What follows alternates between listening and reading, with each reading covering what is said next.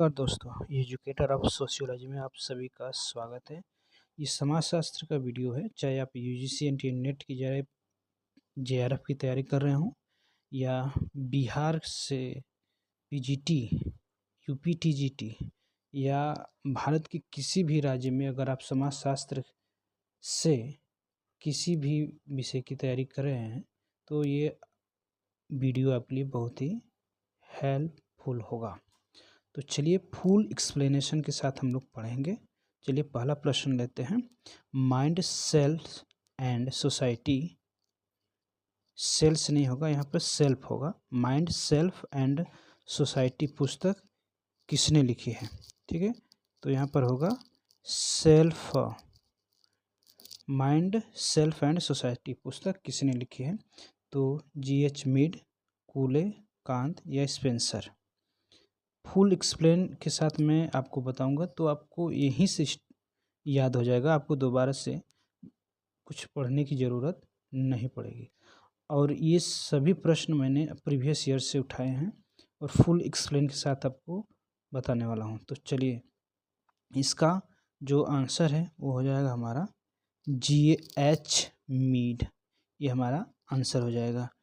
तो GH Mead ये एक दार्शनिक थे, चाहे और मनोवैज्ञानिक भी थे। उनकी ये पुस्तक है माइंड, सेल्फ एंड सोसाइटी। ये जब इनकी मृत्यु हुई थी उसके बाद तब ये प्रकाशित हुई थी 1934 में। ठीक है, इनकी मृत्यु के बाद ये प्रकाशित हुआ था माइंड, सेल्फ एंड सोसाइटी, जिसमें इन्होंने सामाजिक मनोविज्ञान की एक नवीन समाजशास्त्री ढंग से इसकी व्याख्या की थी। ठीक है, चलिए नेक्स्ट क्वेश्चन देखते हैं। नेक्स्ट क्वेश्चन देखते हैं। समाजशास्त्र में भूमिका संकल्पना निम्न में से कौन सा है? आप चैनल को सब्सक्राइब कर लीजिए, बेल आइकन प्रेस कर लीजिए, जिससे कि जो भी वीडियो अपलोड हो वो आप तक पहुंच पाए। और आपको फुल एक्सप्लेनेशन के साथ आपको यहाँ पर मिलने वाला है। अगर आप चाहें तो सिर्फ ऑप्शन टिक करके मैं आगे भी बढ़ सकता हूँ, लेकिन मैं आपको फुल एक्सप्लेन के साथ बताऊंगा, जिससे कि आपको यहीं पर ये प्रश्न याद हो जाए, आपको दोबारा से पढ़ने की ज़रूरत ना हो। तो समाजशास्त्र में भूमिका संकल्पना निम्न में से कौन सा है? पदवी का अचल आधार, व्यवहार का नियमन आधार, परिस्थिति का व्यवहारात्मक आधार या व्यक्ति की पदवी आधार। पेन में थोड़ा चेंज कर लेता हूँ, इसका कलर ग्रीन, मुझे पसंद है ग्रीन, और इसको कर लेता हूँ पतला। अरे तो ज़्यादा मोटा हो गया। चलिए अब सही है। तो यहाँ पर सबसे इम्पोर्टेंट ये हो जाता है कि इसमें से कौन सा ऑप्शन करेक्ट है। तो चलिए, समय कम है, कम का मतलब ज़्यादा समय आपका नहीं लूँगा और फटाफट बताते चलता हूँ। तो देखिए, जो परिस्थिति का जो व्यवहार है, व्यवहारात्मक जो आधार है, यह इसका ये ऑप्शन करेक्ट हो जाता है। यही समाजशास्त्र की भूमिका की संकल्पना में इसका प्रयोग किया जाता है, और इसका जो प्रयोग है वो राल्फ लिंटन ने किया था। किसने किया था? राल्फ लिंटन ने किया था।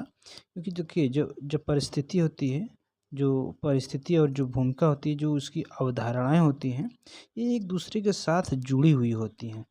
समाजशास्त्री जो रोल शब्द है, इसका जो प्रयोग है किसी व्यक्ति द्वारा किसी भी नाटक या फिर कर लें किसी फिल्म में, किसी स्टेज पर जब उसकी भूमिका अभिनीत होती है, तब उसके अर्थ में नहीं कर सकते हम।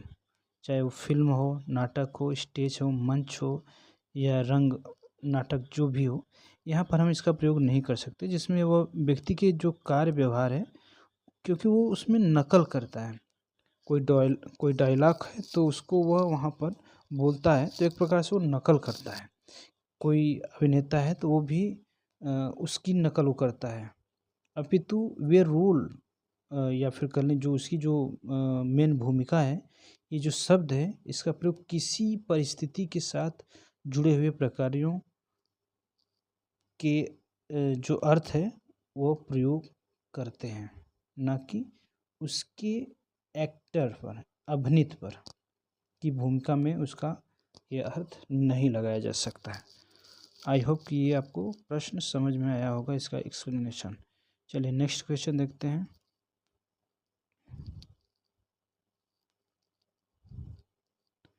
निम्न में से यह किसका विचार है कि संघर्ष अनिवार्यता संगठित समूह राल्फ समूह का टूट अंग है? तो समूह का जो टूट अंग है वो किसने दिया भाई? राल्फ कोजर, कार्ल मार्क्स या मार्गरीट? तो किसने कहा? तो ये किसने कहा भाई? तो राल्फ डेहरेनडॉर्फ ने किया था। इनका पूरा नाम है राल्फ डेहरेनडॉर्फ, ठीक है। राल्फ डेहरेनडॉर्फ ये जर्मनी में पैदा हुए थे। कहाँ पैदा हुए थे? तो ये जर्मनी में पैदा हुए थे। राल्फ जो है, इनका जो प्रमुख योगदान है ये वर्ग सिद्धांत यानी वर्ग संघर्ष यानी जो भूमिका सिद्धांत है उनका ये क्षेत्र है। उनका विचार था कि जो संघर्ष है अनिवार्यतः संगठित समूहों का एक अटूट अंग होता है, वो कभी न टूटने वाला होता है। तो इसका आंसर हो जाएगा राल्फ डेहरेनडॉर्फ। नेक्स्ट क्वेश्चन लेते हैं। यांत्रिक एकता निम्न में से किस विकसित होती है? किस में विकसित होती है? यांत्रिक एकता निम्न में से किससे यानी किससे विकसित होती है? प्रेम, अलगता, द्वेष या समानता, किससे यह विकसित होती है? तो देखिए सबसे जो मेन पॉइंट है वो है समानता से विकसित होती है। किससे विकसित होती है? तो समानता से। यांत्रिक एकता, इसका अर्थ क्या होता है? समानता। यांत्रिक एकता का मतलब क्या हो जाता है? समानता। ये जो समानता है इसका अर्थ हो जाता है समानता या एकरूपता। यांत्रिक समाज में व्यक्ति का जो व्यक्तित्व है वो सामूहिक व्यक्तित्व में विलीन हो जाता है, मिल जाता है। इस समाज के जो सदस्य हैं वे नैतिक और मानसिक आधार पर आध्यात्मिक समानता इनके अंदर होती है। राइट आंसर हमारा हो जाएगा डी ऑप्शन। नेक्स्ट क्वेश्चन लेते हैं। प्रतीकात्मक अंतर क्रियावाद किसे कहते हैं?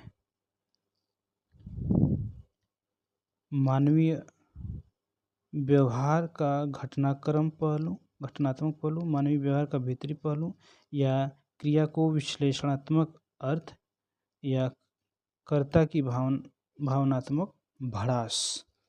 देखिए क्रिया का जो विश्लेषणात्मक यानी विश्लेषणात्मक अर्थ, इसका आंसर हो जाएगा। इसका अर्थ समझ लीजिए क्या होता है। जो सिंबॉलिक इंटर एक्सचेंज, ये जो शब्द है ये 1937 में हर्बर्ट ब्लूमर ने की थी। इसने की थी? हर्बर्ट ब्लूमर ने की थी। प्रतीकात्मक अंतःक्रियावाद अमेरिकी जो सामाजिक मनोवैज्ञानिक का एक सिद्धांत है जो समाज के संबंधों का अध्ययन सामाजिक जो करता है होने वाले संकेतात्मक संप्रेषण की एक प्रक्रिया के संदर्भ में करता है, जिसे क्रिया का विश्लेषणात्मक अर्थ भी कहते हैं। ये हरिकृष्ण जो रावत हैं ये उच्चतर समाजशास्त्रीय विश्वकोश का ये स्रोत है। यहाँ से इन्होंने क्या था? हरिकृष्ण रावत ने। राइट, इसका आंसर हो जाएगा क्रिया को विश्लेषणात्मक अर्थ यानी ऑप्शन बी करेक्ट हो जाएगा। बाल हत्या एवं स्वजातीय पक्षवाद में निम्न में से किसे दर्शाता है? सांस्कृतिक सापेक्षता, जातीयता, सांस्कृतिक बहुलवाद या सांस्कृतिक चयन। देखिए, सबसे पहले मैं आपको इसका आंसर बता देता हूँ, उसके बाद इसका अर्थ मैं समझाता हूँ। सांस्कृतिक सापेक्षता, इसका अर्थ हो जाएगा, यानी इसका आंसर हो जाएगा ए, ऑप्शन इसका करेक्ट हो जाएगा। देखिए, सबसे पहले मैं आपको बता दूँ इसका अर्थ, जैसे अर्थ आपको समझेंगे तुरंत आपको ये प्रश्न का उत्तर भी याद हो जाएगा और इसका अर्थ भी समझ आ जाएगा और कभी ये नहीं भूलेगा।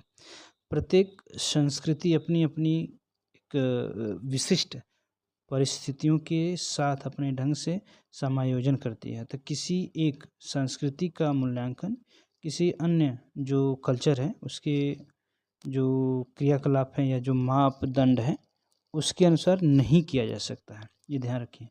यही स्थिति हो सकती है कि सांस्कृतिक सापेक्षता कहलाती है। जो ये स्थिति होती है यही सांस्कृतिक सापेक्षता यही कहलाती है। जो बाल हत्या है एवं स्वजाति भक्षपातवाद सांस्कृतिक सापेक्षता की यही मेन एक उदाहरण है, बाल हत्या। ठीक है, तो इसका ये आंसर करेक्ट हो जाएगा। नेक्स्ट क्वेश्चन लेते हैं। पार्सन्स द्वारा निम्नांकित प्रकारात्मक समस्याओं को उचित क्रम में इसको बनाइए। तो सबसे पहले आपको समझना है कि सबसे पहले हुआ क्या था, जो पार्सन्स के द्वारा जो दिया गया था। तो सबसे पहले मैं आपको बता दूं कि पार्सन्स द्वारा जो प्रकारात्मक जो समस्या है उसका एक उचित क्रम है।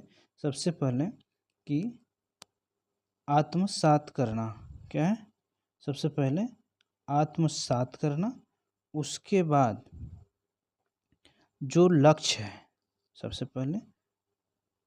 पहले आत्मसात करेंगे, उसके बाद लक्ष्य की प्राप्ति करेंगे, फिर उसके बाद सात्विककरण करेंगे, फिर आंतरिक आप इसे करेंगे। तो पार्सन्स की एक बहुत ही मोस्ट इम्पॉर्टेंट पुस्तक है, आप इसे लिख सकते हैं। उन्होंने द सोशल सिस्टम, ये सामाजिक क्रियाशीलता के संबंध में उन्होंने इस पर समन्वित ग्राम नॉलेज इस पर उन्होंने प्राप्त किया था। द सोशल सिस्टम, यहाँ पर लिख दूँ द सोशल सिस्टम।